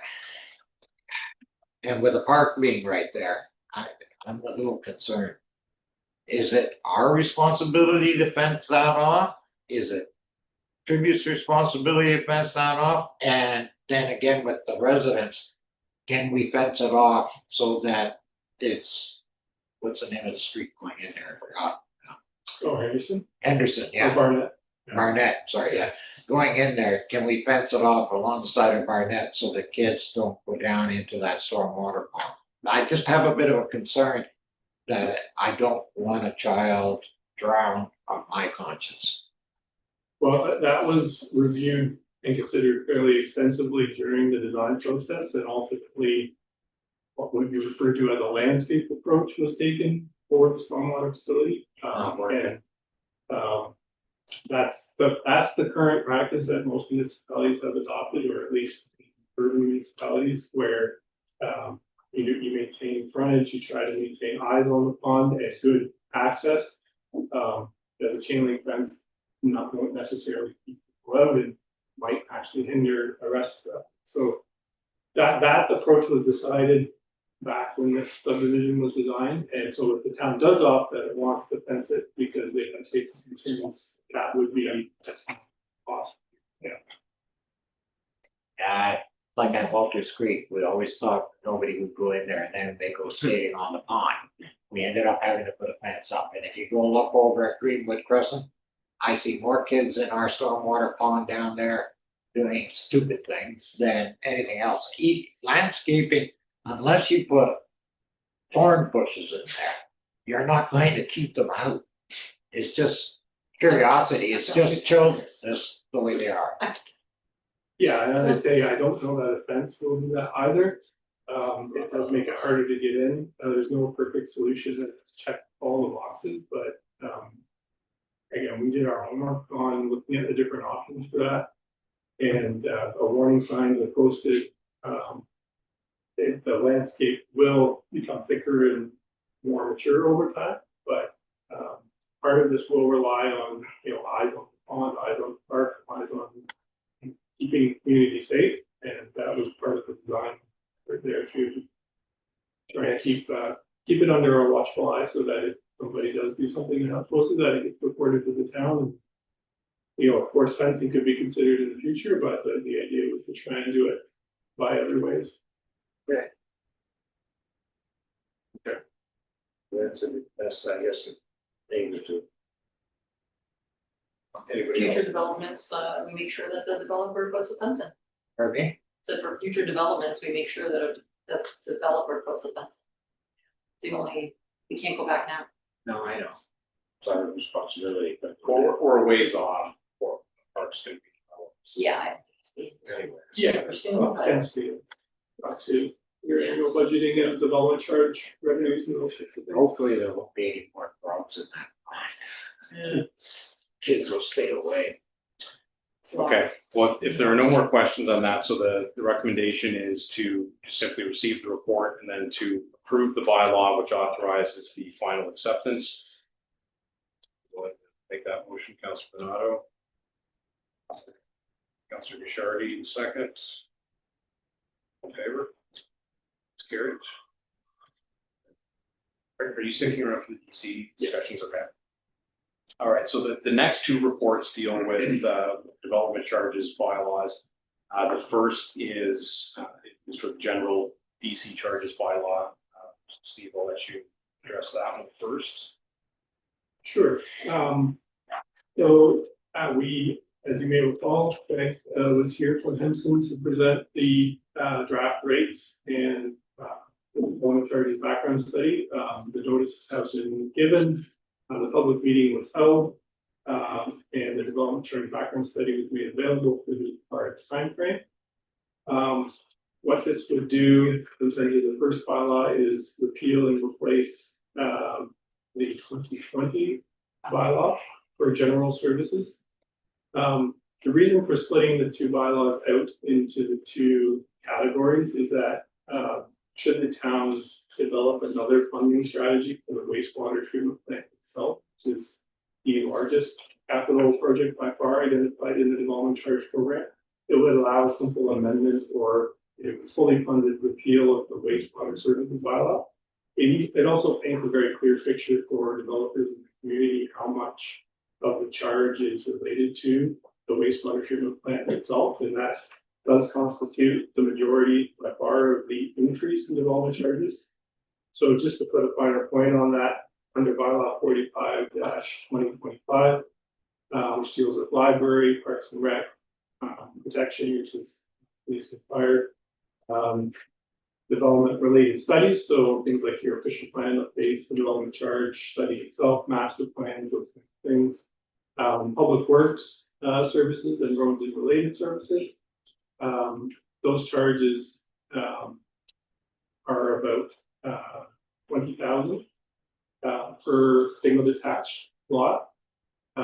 The water supply and distribution and wastewater collection adds another 10,000, which brings it to a little over 30,000 for a single detached dwelling, and that's very comparable to the current rate, which is 33,000 and change, including wastewater. So the other bylaw 46-2025 shows the rate just for wastewater facilities themselves is almost $21,000 per single. This is where the importance of the potential funding from another source would come in. It really reduced significantly, depending on the amount of the funding it could be secured through a grant or otherwise. Would put the development charges back to basically what they were. And then the other thing that this bylaw 46-2025 does is if all or a portion of that treatment plant upgrade needs to be funded through arrangements with a developer or multiple developers and landowners through a prepayment agreement or an early payment agreement, it will ensure that they get a preferred rate by paying early and don't pay the financing charges.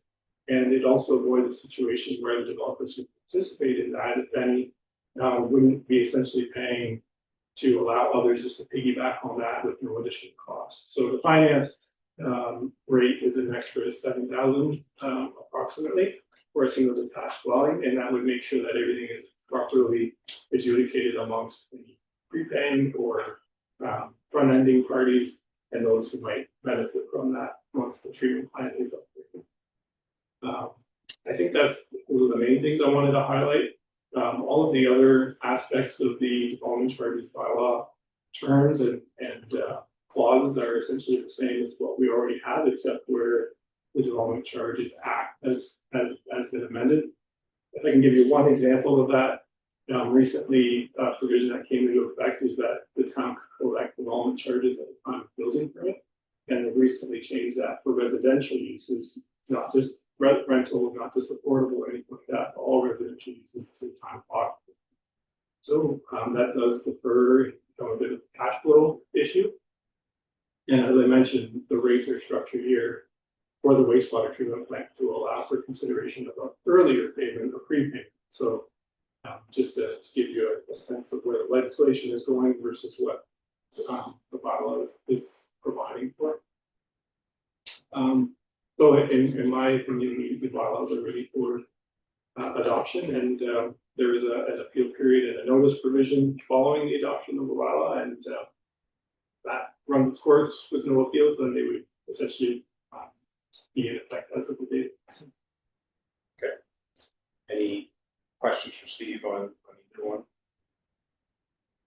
Okay, so we'll do them in turns. Bylaw 45-2025 is a bylaw for the general development charges. Mover and seconder for that one.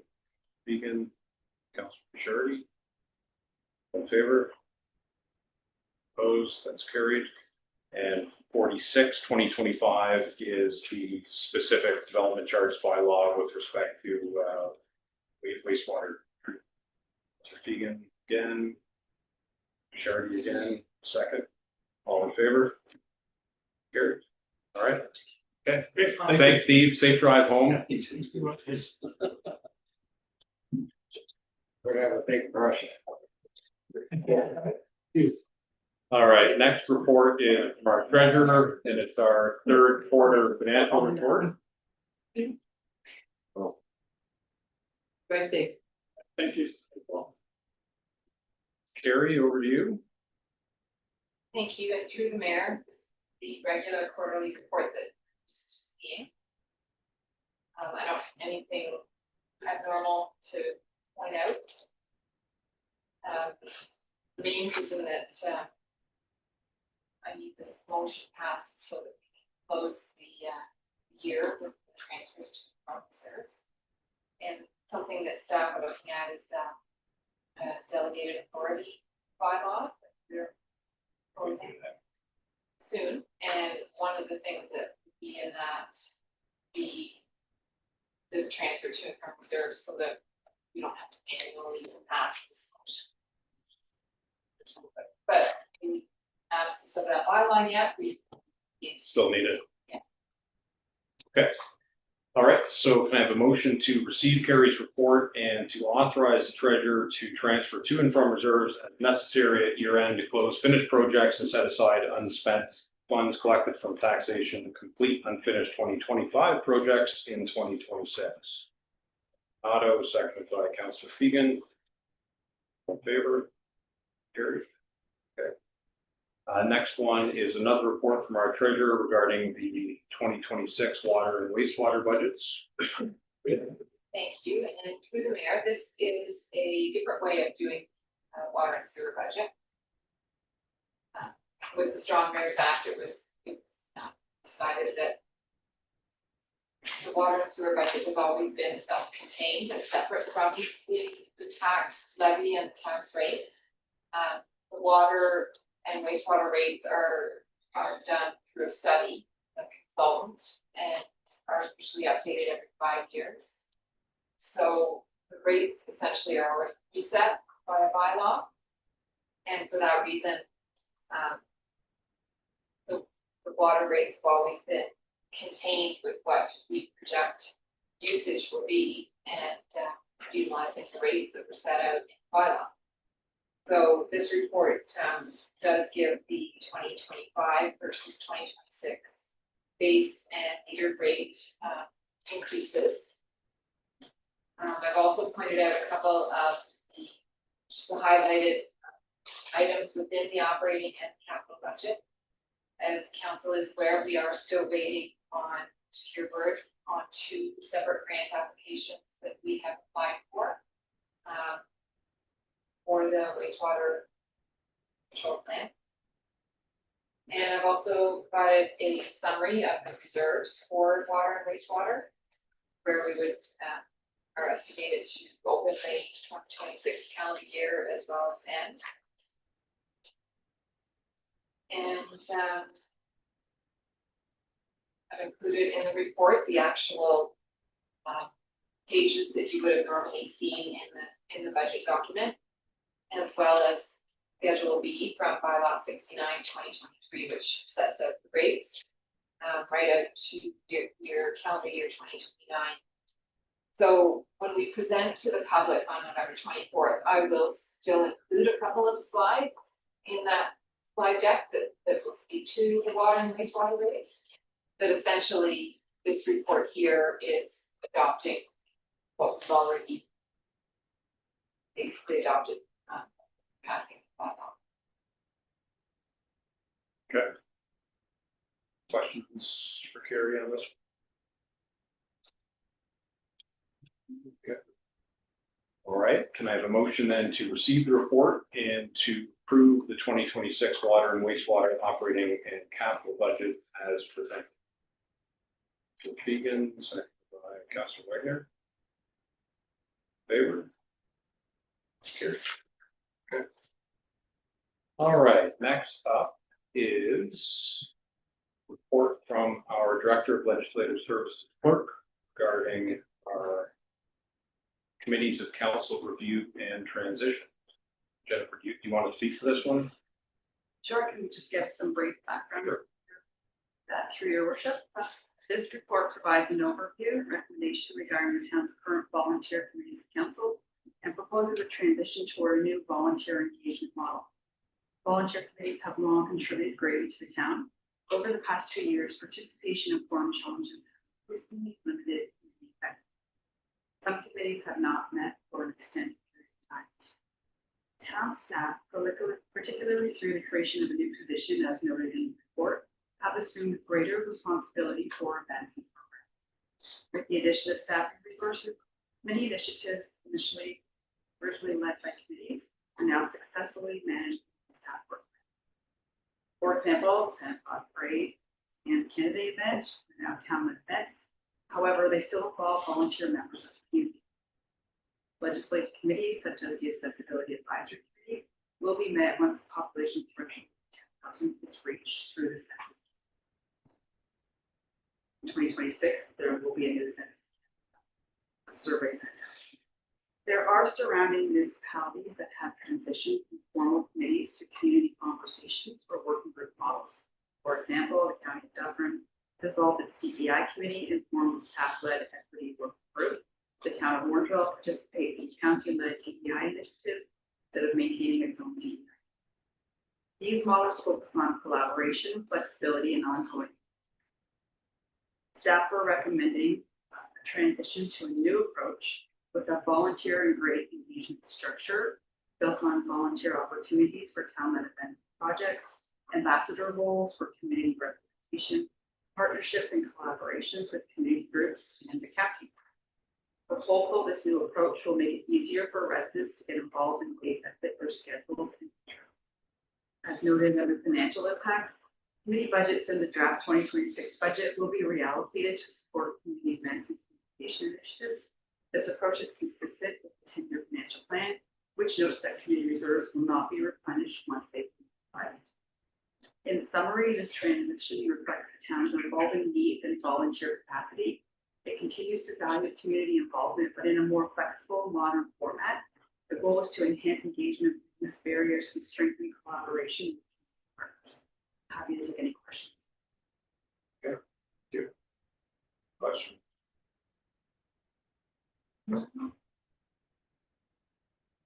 Can ask my questions before, so. Okay. I don't have a question for a comment. I agree that we've had issues with getting committees together and getting things done. So I think that hopefully this new system will come on better with public participation. So I'm quite pleased to support this project.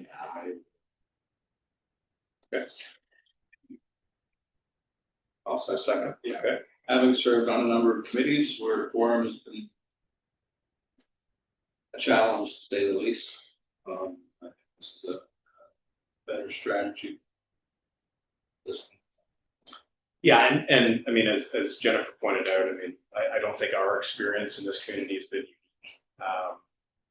I've noticed, for whatever reason, kind of post-COVID, it's become even more difficult, but I think it's really just kind of a reality of the times we're living in, that kind of the older system of formal committees doesn't tend to work often well for a lot of people's lifestyles or schedules. People still want to get involved, they still want to help out, but they don't necessarily have time structured, right? Regular meetings to talk about policy and that kind of stuff.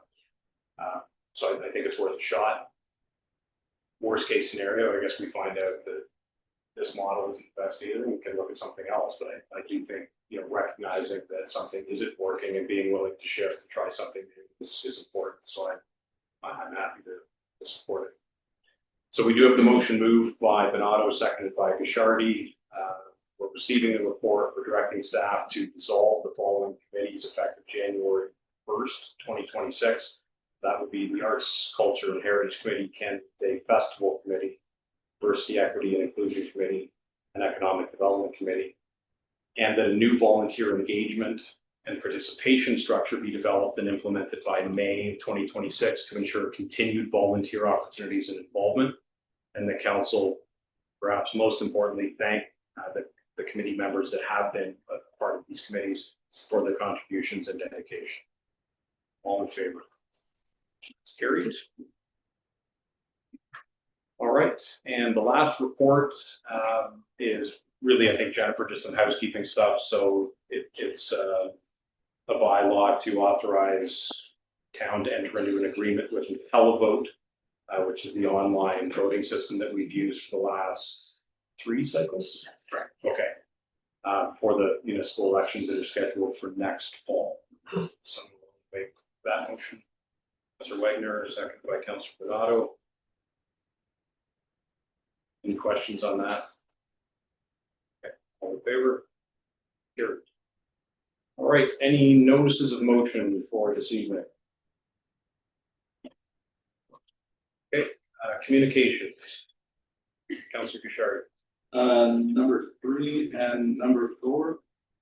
Okay. Just wanted to highlight, the concerns that the town has, brought forward in regard to the, strata quarry application. And I'm not gonna read it, in its entirety, but just everything from our concerns about water supply contamination to traffic, to noise, to truck traffic. The fact that the study that Strata submitted did not come far enough south in terms of the traffic assessment. And it kind of supports Melanchthon's concerns as it relates to all the concerns they have. I know a federal, local MPP, or MPs rather, has submitted a letter and received no response. So fight continues. So yeah, so that essentially is what's in 3 and 4. Those are the things I just wanted to highlight in terms of the town's objections are to the strata application. This is where our point of the people's voice makes a difference. So we can say so much, but the more people that get together and they say, that's how we defeat them, right? We did it once as a community, as a town. And with, the local or the other municipalities around us, it's the only way to do it a second time. Is we need the people to voice their concerns as well. There's a public application process available to, I think, close today. Yeah, but it's been quite active. DVR, November 17th, final strata. Yeah. Yeah. So Just up repeat it. hey, so people out there get on board and put their names in and their objections in. Yeah. That is important. And I think staff has provided the information on any of our websites. We directed people to the more so the informational and website. It is all listed on the link. We got that link, but we're happy to post what our response is outside.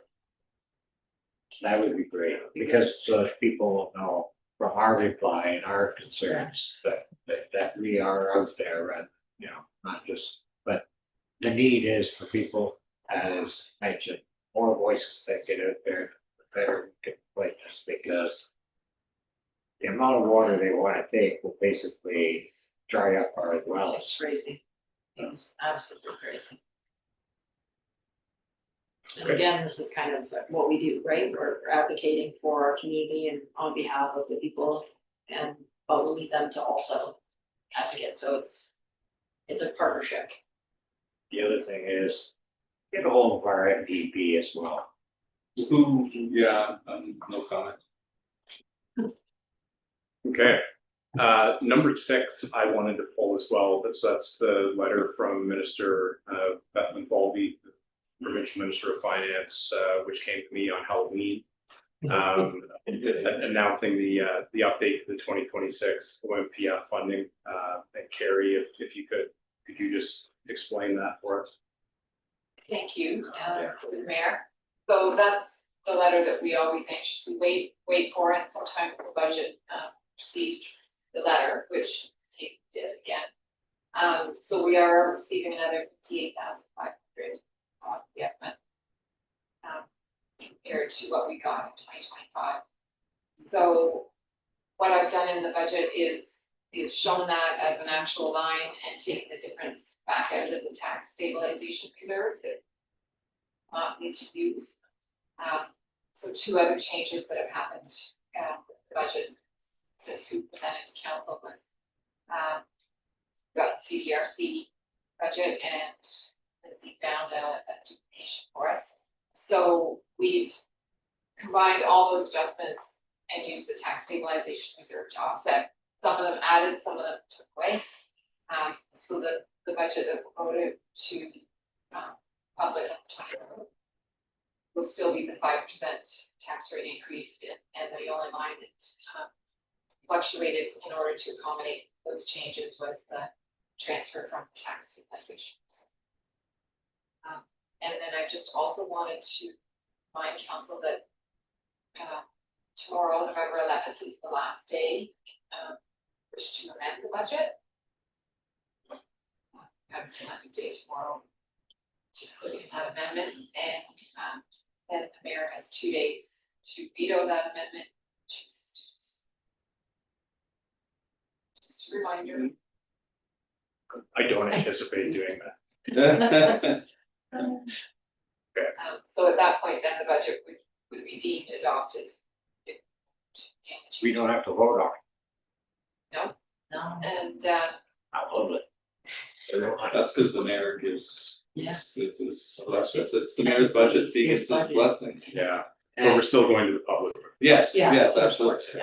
And that way there, it'll be the mayor that gets the blame for the 5%, not us. We need to, the budget, not ours. I think you all gave your blessing. I will probably bring the bylaw to that meeting. Well, Sure. That's our next meeting, right? all right, with everyone. It won't have to be a budget item. to set. Yeah, it'd be nice if we can get it done before. I think we'd be every community out there with our budget. For the last several I was gonna years. say, we We are, don't we are always the first, yeah, It was- we do it. Gary does a great job. That's because we got a good treasurer. Absolutely. All right, anything else on the communications list? That's right. Probably maybe number 5. I know that sort of, we had representatives, from the cricket club show up and, sort of had some recommendations for improved, facilities and whatnot, so, I'm not sure staff can facilitate something.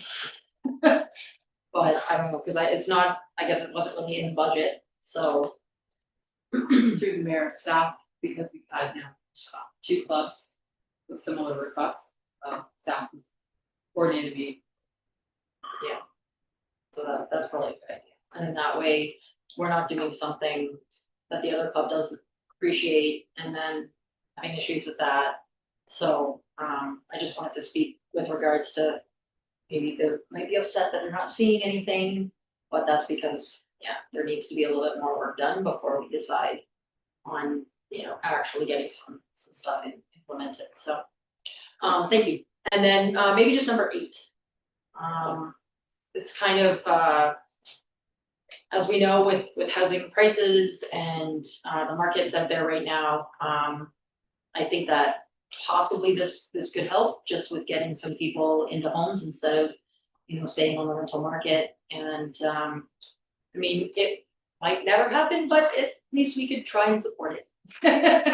So, obviously, I agree with the principle, or like the primary, home ownership. I wouldn't, if you're lucky enough to own a secondary unit or purchase a cottage, then you pay your taxes on it, right? But I think if you're a young person or whatnot, you're just trying to kind of get into the market for your first home, this could save substantial amount of money. I mean, over $100,000 on a purchase home of, 900,000, which is the average now, right? So, yeah, just kind of thinking maybe we could support their motion.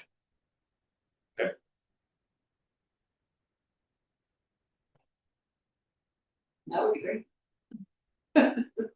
Well, I thought they were talking about it, like. yeah, I mean, it's been something that Yeah. I know has been, so. Yeah. uh, I thought I heard talks about it, but You not, wanna go ahead and make a motion? of yeah, support? sure, Okay, sure, that would be great. seconder for that. Councilor Fegan, second first. Stuck it in there. Okay, that's okay. My neck's stiff and I couldn't turn quite that way.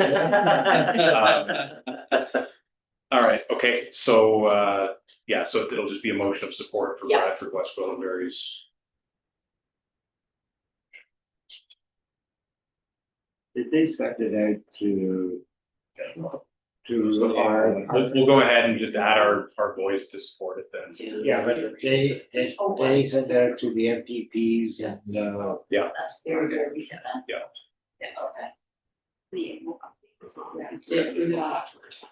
Well, Okay, so. I still don't see any harm in No, I mean. passing it, then, yeah, Yeah. I mean, at least it shows support. So, For sure. Okay, all in favor? Carried. In my defense, at least that was like literally like 2 weeks. All right, okay, can I have a motion then to receive the remaining items listed under communication? Sure. Councilor Whitney. Go ahead. Second by Councilor Sharp, all in favor? You slipped in. Thanks, carried. All right, and motion for the confirming bylaw, Sure. the Wagner again. Second by Donato.